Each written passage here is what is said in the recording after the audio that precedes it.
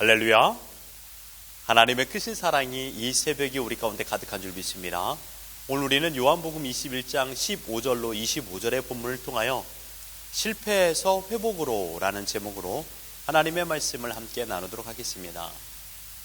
혹시 여러분들은 여름 가뭄에 말라버린 저수지 바닥을 보신 적이 있습니까?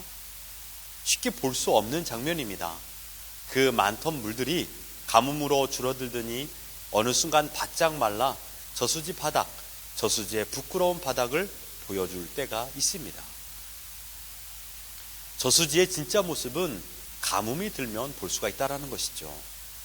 그렇다면 여러분들의 진짜 모습, 다른 사람에게 보여지려는 모습 말고 나의 진짜 모습을 보신 적이 있습니까? 아마 인생을 사시면서 자신의 진짜 모습을 보신 적이 있는 분들도 계실 것입니다. 인간의 진짜 모습은 가장 밑바닥으로 내려가 봐야 자신의 모습을 볼 수 있다는 것입니다. 이것을 우리는 거품을 제거해야 자신의 진면목을 알 수 있다라고 합니다. 오늘 본문에 등장하는 베드로는 자신에게 가득한 거품을 완전히 제거하고 밑바닥까지 다다른 사람입니다. 예수님을 배반한, 그것도 3번씩이나 배반한 자칭 예수님의 수제자 베드로였습니다. 베드로 자신은 정말로 예수님을 잘 섬기고 잘 따르는 제자인 줄 알았습니다. 하지만 자신의 진면목을 볼 수 있는 시간을 경험했습니다.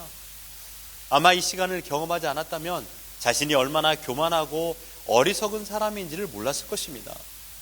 베드로는 이렇게 말한 것을 후회했습니다. 주님, 모두가 주님을 버리고 떠난다 할지라도 저는 주님을 떠나지 않겠습니다. 주님과 함께 죽을지언정 주님을 버리지 않겠습니다. 그리고 베드로는 그곳에 간 것을 후회했습니다. 예수님이 잡히시고 대제사장이 신문을 받을 때 내가 왜 대제사장이 앞들에 갔을까? 그리고 베드로는 그곳에서 만난 사람들을 원망했습니다. 한 여종이 말합니다. 당신은 저 사람 예수의 제자가 아니요.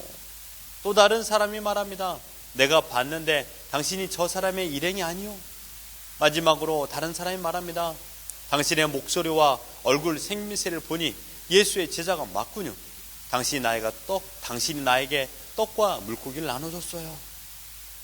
베드로는 몸소리를 치며 나는 저 사람을 모르고 나와 상관없는 사람이오라고 했을 때 닭이 울었습니다. 베드로는 그 순간 주님의 말씀이 떠올랐습니다. 베드로야, 너가 나를 3번 부인하리라. 베드로는 대성통곡을 하며 자신의 진짜 모습을 보게 되었습니다. 이후에 부활하신 예수님을 배웠고 뵐 때마다 그때의 일이 생각나 너무도 죄스러운 마음을 가지고 있었습니다. 갈 바를 알지 못해서 그저 다시 지난날 자신이 잘했던 고기 잡는 어부가 되겠다라고 고향으로 돌아왔습니다. 지금 베드로가 있던 이 고향의 자리는 어떤 곳입니까? 실패의 자리입니다. 절망의 자리입니다. 주님은 실패 속에 낙심으로 가득 찬 베드로를 찾아오셨습니다. 실패된 인생, 더 이상 살 소망이 없는 인생이지만 주님이 베드로를 찾아오신 것입니다. 그리고 실패에서 회복의 은혜를 베푸십니다. 주님께서 베드로를 회복시켜 주신 방법은 무엇입니까? 베드로의 정체성을 일깨워 주신 것입니다. 베드로가 처음 주님을 만난 곳은 어디입니까? 지금 이곳 갈릴리 바다입니다. 갈릴리 바다 한 구석에서 주님을 만났습니다. 만났던 상황도 아주 똑같습니다. 저녁 내도록 그물질했지만 그렇게나 잘 잡히던 물고기 한 마리도 잡지 못해 절망의 아침을 맞이했습니다. 그때 주님이 찾아와 그물을 내리라고 명하셨고 그 말씀처럼 고기가 심이 많아 그물이 찢어질 정도로 잡혔던 그날처럼 지금 주님께서 찾아와 명하신 대로 그물을 내림에 고기가 무려 153마리가 잡혔습니다. 요한복음 21장 11절에 가득히 찬 큰 물고기가 153마리다. 왜 주님께서 자연의 흐름을 다스리면서까지 베드로에게 이러한 기적을 베푸셨을까요? 다시 처음으로입니다. 베드로야, 너는 너의 지난날 실수로 인하여 좌절하고 절망하며 수치스러움으로 숨고 싶지? 그러나 너는 내가 부른 제자다. 너가 나를 찾은 것이 아니라 내가 너를 찾았고 지금도 너가 나를 찾아온 것이 아니라 내가 너를 찾아왔다. 주님은 베드로에게 대체 왜 그랬어? 그렇게 죽음이 무서운 거야? 그러고도 너가 나의 수석 제자라고 말할 수 있어? 라는 질문을 하지 않았습니다. 베드로는 주님의 죽음이 마치 자신의 잘못인 것처럼 죄책감으로 가득 차 있었는데 주님은 그 아픔을 건드리지 않았습니다. 들추어내지 않았습니다. 그리고 주님은 수년 전 처음 만났을 때를 떠올리게 만드는 장면을 만드셨습니다. 내가 처음 너를 부르는 그때처럼 내가 너를 부르러 왔다. 나는 너를 잊지 않았다. 너는 여전히 내가 부른 나의 제자다. 여러분, 여기에서 우리는 소망을 얻게 됩니다. 우리는 잘못을 하고 범죄하고 주님을 떠나고 주님을 잊고 살지만 주님은 이렇게 말합니다. 너는 여전히 나의 자녀다. 너는 여전히 내가 부른 하나님의 자녀다라고 주님께서 말씀하고 있다는 것입니다. 스스로 갈릴리 바다로 찾아온 베드로가 서 있는 그곳은 수치스러움과 부끄러움으로 인한 절망과 좌절뿐이었습니다. 하지만 주님께서 베드로를 찾아옴으로 인하여 수치와 부끄러운 행동을 용서해 주시는 사랑의 자리로 바뀐 것입니다. 더 이상 갈 곳 없던 벼랑 끝에 서 있던 베드로에게 처음 만났을 때 했던 그 말이 떠올랐습니다. 마태복음 4장 19절에 말씀하시되 나를 따라오라. 내가 너희를 사람을 낚는 어부가 되게 하리라. 베드로는 자신이 그토록 생명처럼 여겼던 그물과 배와 아버지를 버려두고 주님을 따랐습니다. 왜 그렇습니까? 그물과 배보다 더 소중한 것을 발견했기 때문입니다. 지금 베드로는 그 상황이 떠올랐습니다. 맞아. 주님이 그때에도 그 저자리에서 서서 나에게 그물을 내리라고 명하셨어. 주님은 베드로의 옛 생각을 떠오르게 하시면서 베드로가 가지고 있었던 수치심이라는 성적표를 찢어주셨던 것입니다. 어두운 이력을 모두 다 지우셨습니다. 더 이상 좌절 모드로 있지 않도록 베드로에게 다시금 새로운 시작을 알리는 회복의 은혜를 베푸신 것입니다. 어떻게 해요? 15절입니다. 요한의 아들 시몬아, 내가 이 사람들보다 나를 더 사랑하느냐 하시니 이르시되 주님 그러하나이다. 내가 주님을 사랑하는 줄 주님께서 아시나이다. 이르시되 내 어린 양을 먹이라. 베드로는 이제 나는 아무것도 할 수 없는 사람입니다라고 생각하였으나 주님의 생각은 달랐습니다. 너는 아직도 내가 사랑하는 나의 제자다. 너는 나의 이름을 증거하기 위하여 세운 내 제자다. 그 제자로서의 온전한 사명을 감당할 수 있도록 다시금 사랑을 허락하여 주셨습니다. 베드로는 주님을 배반하고 떠났습니다. 그 마음에 좌절감과 절망이 가득한 그 마음에 주님께서는 사랑으로 다시 채워주셨습니다. 주님께서 부름의 의미는 내가 너를 용서하고 너를 사명대로 세웠다라는 것입니다. 그러니 처음 나를 만나고 기뻐했던 그 모습처럼 절망의 동굴 속에서 나와라 이것입니다. 좌절로 죽은 인생이 아니라 주님의 생명을 부여하심으로 인하여 그 생명으로 또 다른 생명을 낚는 그물질을 하도록 사명을 허락하여 주신 것입니다. 베드로는 이후에 어떻게 됩니까? 18절을 보십시오. 내가 진실로 진실로 내게 이르노니 내가 젊어서는 스스로 띠뛰고 원하는 곳으로 다녔거니와 늙어서는 내 팔을 벌리리니 남이 내게 띠띠우고 원하지 아니하는 곳으로 데려가리라. 이 말씀은 이제 베드로는 완전히 주님의 것이 되었다는 말입니다. 지금 손에 쥐고 있는 그물을 내려놓고 수치심과 부끄러움을 내려놓고 주님만을 따르라고 말씀하신 것입니다. 베드로는 사나 죽으나 주님의 것이 되었습니다.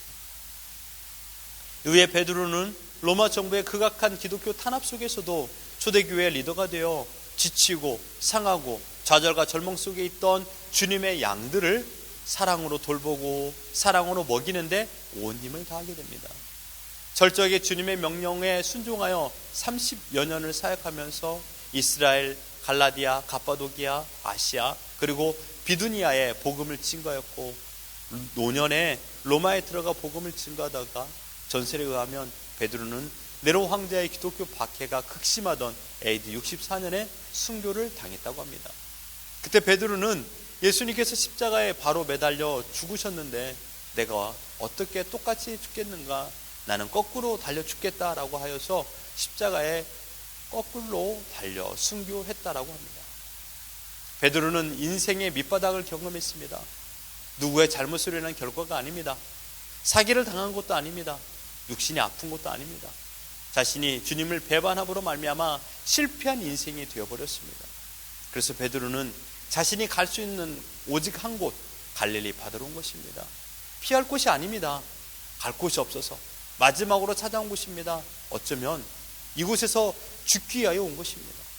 하지만 갈릴리 바다도 주님이 거하지 않는 곳이면 그것도 자신의 마음이 편해질 수 없는 곳이요, 물고기 한 마리도 잡을 수 없다라는 것을 베드로는 깨닫게 됩니다.